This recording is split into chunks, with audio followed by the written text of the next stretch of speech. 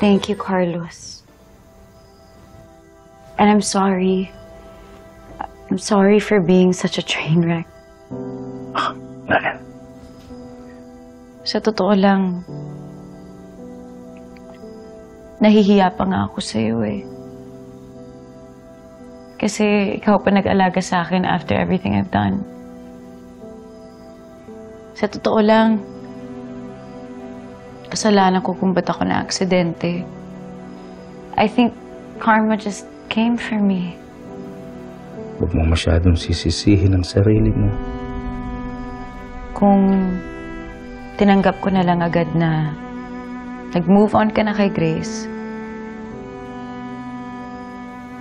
eh hindi sana nangyari to.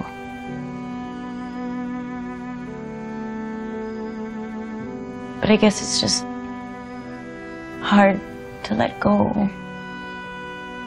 when you've held on for so long. Venus, I think you should let go and move on.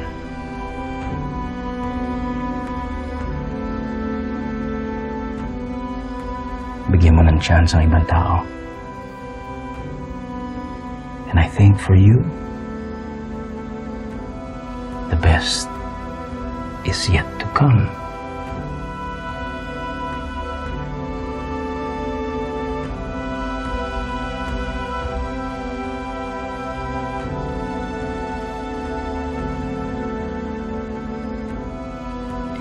Okay, mauna na ako. Thank you.